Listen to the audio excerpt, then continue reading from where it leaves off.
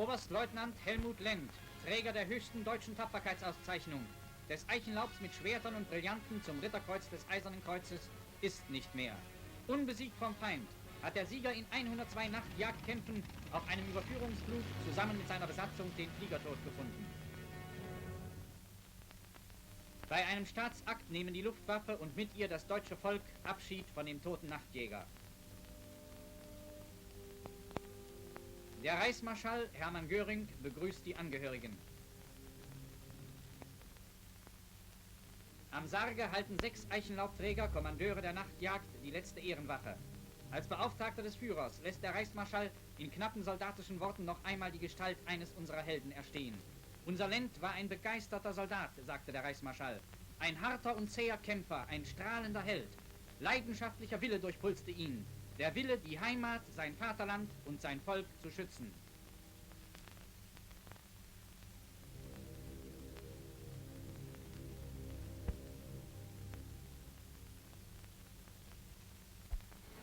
Im Osten ist unter gewaltigem Material- und Menscheneinsatz der Gegner zur Herbstoffensive angetreten. Aus den Produktionsstätten der Rüstungsindustrie und dem Kräftereservoir des deutschen Volkes werden dem Ansturm aus dem Osten unaufhörlich Waffen und Menschen entgegengeworfen. Sturmgeschütze, LKW, Panzer und Brennstoff und die ersten Volksgrenadierdivisionen auf dem Marsch an die bedrohte Ostgrenze des Reiches.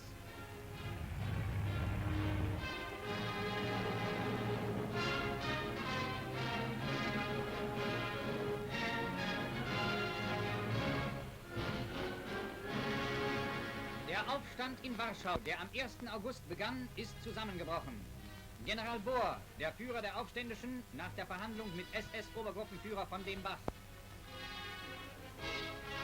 Als Folge der Kapitulation erfolgt in langen Kolonnen der Marsch der Aufständischen in die Gefangenschaft.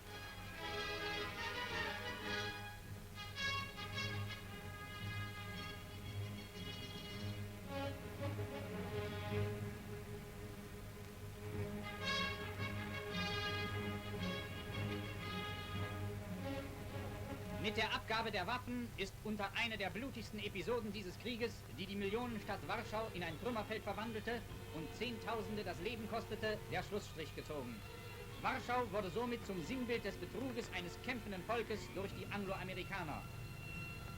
Während das deutsche Volk seine Position zum Endkampf bezogen hat, herrscht im befreiten Frankreich Anarchie im Sinne des Wortes Kampf aller gegen alle.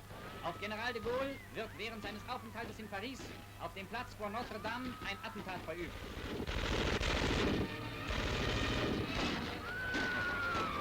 Diese Bilder sprechen für sich selbst. Die Pariser haben sich die Befreiung eben anders vorgestellt. Paris gleicht einer belagerten Stadt, in der statt Sättigung Hunger, statt Ordnung Chaos herrschen. Mit den Angloamerikanern kam General de Gaulle und hinter ihm marschiert der Bolschewismus. Der Mob beherrscht die Straße. Schüsse peitschen in die Menge, die glaubte, die Stunde der Befreiung sei gekommen.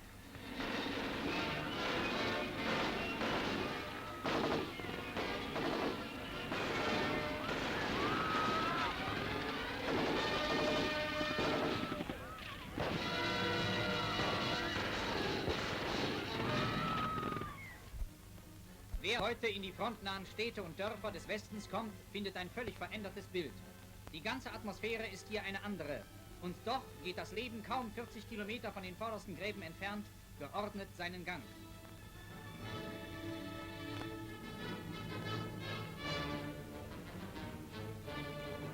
Bei der Fahrzeugkontrolle. Von Saarbrücken bis in das Gebiet des Niederrheins spürt man den Herzschlag des Krieges stärker als anderwärts.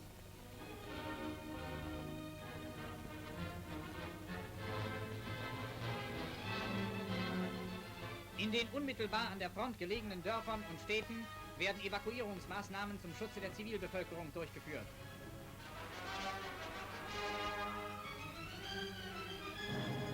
Vor allem sind es die Kinder mit ihren Müttern, die in Sicherheit gebracht werden.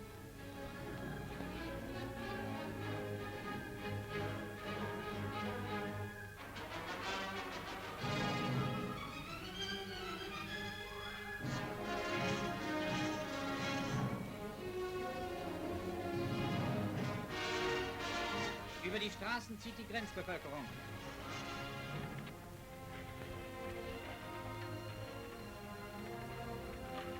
Aus den bedrohten Gebieten wird sämtliches Vieh abgetrieben.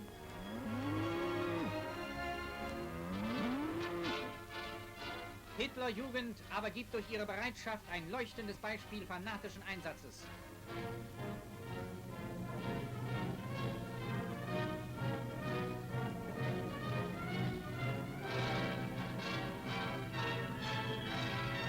In diesen schweren Tagen steht die Bevölkerung des Westens auf der ganzen Linie ihren Mann.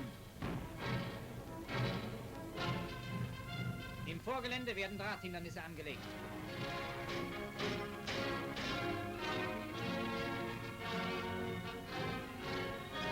Auch die Frauen der bedrohten Gaue sind mit Spaten und Hacke zum Bau von Befestigungsanlagen angetreten.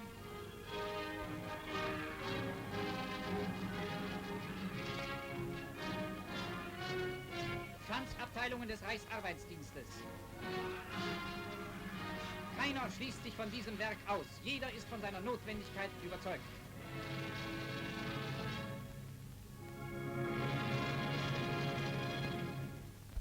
Der Glaube der Briten, dass durch die Besetzung unserer Stützpunkte in Nordfrankreich das Feuer der V1 schweigen werde, war ein Irrglaube.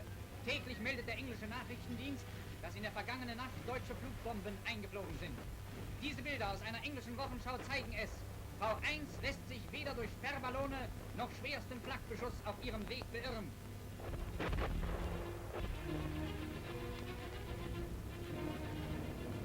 V1 setzt zum Sturz an. Ungeheuer sind die Verwüstungen, die diese Vergeltungswaffe, wie diese Originalbilder aus London zeigen, täglich hervorruft.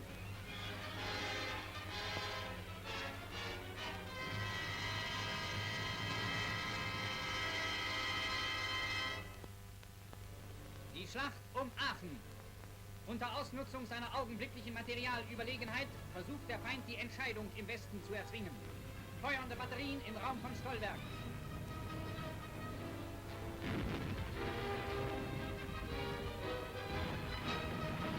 In den Bunkern der Westbefestigung warten Reserven auf den Einsatz.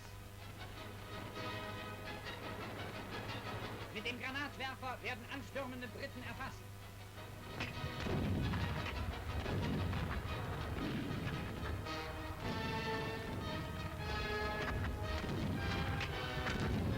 Schweres Feuer liegt auf einem von Amerikanern besetzten Haus.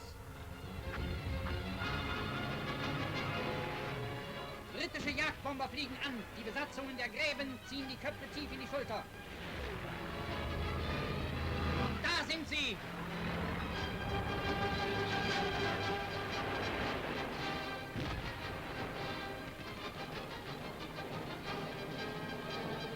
Grenadiere bei der Säuberung einer Ortschaft.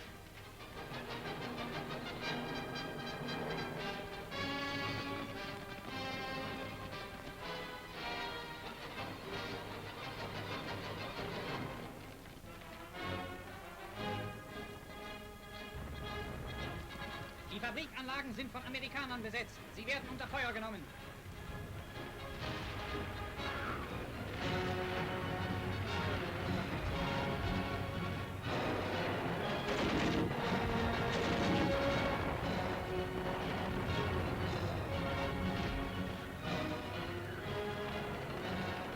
Scharfschützen spielen eine große Rolle in diesen Tagen, wie überhaupt der Einzelkämpfer unermüdlich die Last der letzten Entscheidung trägt.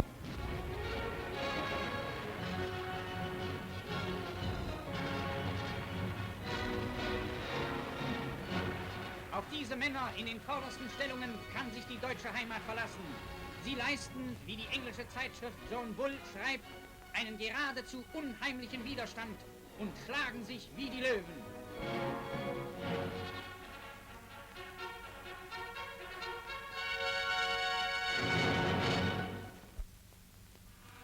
So wie sich in der Kampfzeit die Hitlerjugend aus freiem Entschluss zu Führer und Reich bekannte, ist sie heute zur Bewegung der Kriegsfreiwilligen geworden.